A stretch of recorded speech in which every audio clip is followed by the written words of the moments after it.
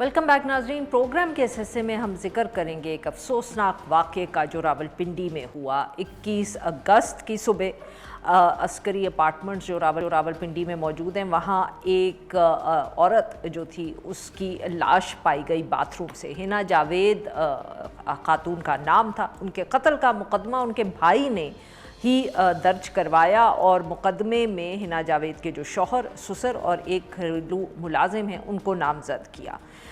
मुलाजिम और शौहर जो है, शौहर का नाम फैसल असगर है, उनको गिरफ़्तार कर लिया गया है। ससुर से भी कहा जा रहा है कि तफ्तीश हो रही है, पूछगछ की जा रही है। पुलिस का कहना ये है कि जो इब्तदाई पोस्टमार्टम की रिपोर्ट आई है उसके मुताबिक गर्दन की हड्डी जो है वो टूटी हुई थी हिना जावेद की। इसके अलावा भी उनकी हड्डियां जो थीं लगता था कि उनके ऊपर मारा हुआ है, जैसे कि पसलियाँ और कूल्हे की हड्डी। और ये अब सोचा ये जा रहा है या सब कह ये रहे हैं कि उनके जो शौहर थे वो शायद तशद्दुद करते थे और इस तशद्दुद के दौरान ही हिना जावेद को मारा गया और फिर उनकी लाश को इस तरह गुस्लखाने में लटकाया जैसे कि उन्होंने ख़ुदकुशी की है। सारे मौजू पे बात करने के लिए हमारे साथ मौजूद हैं ताहिर निसाब, सहाफ़ी हैं, हमारे कॉलीग हैं, डॉन न्यूज़ से वाबस्ता है, रावलपिंडी इस्लामाबाद को कवर करते हैं। Welcome to the show sir.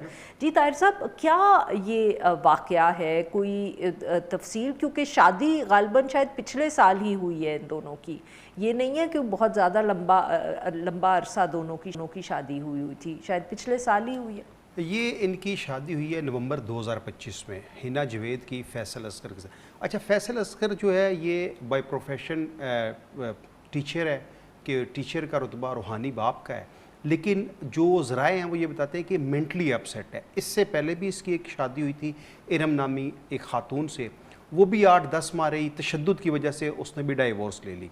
ये वाक़या कुछ यूँ है कि ये क्या पुलिस से आपको ज़राए से पता चला है या उनके किसी रिश्तेदारों से? बेसिकली ये पुलिस को फिर जो FIR दर्ज की गई है उस FIR में भी ये कहा गया है कि इरम से इसकी शादी हुई थी, ठीक है, वो तशद्दुद की वजह से भाग गई और उसने डाइवोर्स ले ली। 20 अगस्त का ये वाक़या है जो FIR दर्ज हुई है। इस FIR में ये कहा गया है, जो फ़हद है इस मकतूला का भाई हिना जावेद का, कि 20 अगस्त की सुबह 6:53 पे हिना जावेद का ससुर जो असगर है वो इसको फ़ोन करता है कि एमरजेंसी है, फौरी तौर पर घर आएँ। अच्छा, यहाँ पे थोड़ी सी जो असगर साहब हैं वो एक तरफ इसको ये कॉल कर रहे हैं जो मकतूला का भाई है कि एमरजेंसी है, और दूसरी तरफ वो पुलिस को कॉल करके कह रहे हैं कि हमारे घर में डकैती हो गई है। अच्छा। पहले इसको कोशिश की गई है कि डकैती का रंग दिया जाए। अच्छा। लेकिन यहाँ पे जैसे इतला मिलती है तो CPO रावलपिंडी हसन मुश्ताक सुखेरा और SSP इन्वेस्टिगेशन है सैफुल्ला, उनको जब इतला मिलती है तो फौरी तौर पर टीमें तश्कील देते हैं।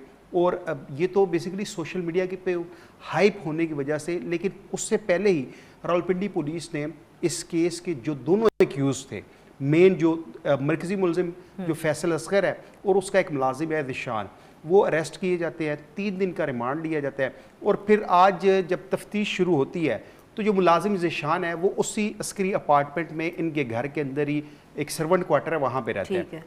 वो 3 बयानात पुलिस को देता है। पहला बयान वो ये देता है जी कि मैंने इसको अकेले मारा, तो पुलिस वहाँ पे कहती है कि ये अकेले शख्स का काम नहीं है, क्योंकि डेड बॉडी को मार के फिर अकेले लेके जाना वाशरूम तक नामुमकिन है, क्योंकि पुलिस जो मौके से रिकवर चीज़ें करती है वो एक रस्सी है और एक तार है जो उसकी गर्दन से लपेट के शावर के साथ बांधी गई थी। जो मुलाजिम है वो पहला बयान ये देता है मैंने अकेले मारी है। फिर वो बयान ये देता है कि दोनों मियाँ बीवी के दरमियान लड़ाई हो रही थी तो खावन ने गला घोंट के मारा है। फिर वो ये बयान देता है जी कि इनकी लड़ाई हो रही थी तो मुझे बुलाया गया, मैं आया हूँ तो हमने इसको तशद्दुद का निशाना बनाया और फिर मारा। अच्छा, फिर पोस्टमार्टम रिपोर्ट आती है। पोस्टमार्टम रिपोर्ट में भी ये कहा जाता है गर्दन की हड्डी टूटी हुई है, पसलियाँ टूटी हुई हैं, इसके जिस्म के ऊपर तशद्दुद के निशानात हैं, लेकिन क्योंकि इसके मुंह से झाग भी निकल रही थी, अब जो शुबा ज़ाहिर किया जा रहा है कि क्या इसको मारने से पहले कोई जहर आलूद चीज़ दी गई है, तो उसके लिए 12 घंटे बाद एक तो पोस्टमार्टम हुआ, क्योंकि पोस्टमार्टम बहुत डिले कर दिया गया है। पोस्टमार्टम रिपोर्ट जो इब्तदाई आई है उसमें तो डॉक्टर भी तजवीज़ नहीं कर सकते कि आया इसको जहर आलूद चीज़ दी गई है। फ्रांसिक लैब में जो सैंपल्स थे वो भिजवा दिए गए हैं। अब ये बताया जा रहा है कि इनके भी DNA होंगे जो एक्यूज़ अरेस्ट हुए हैं।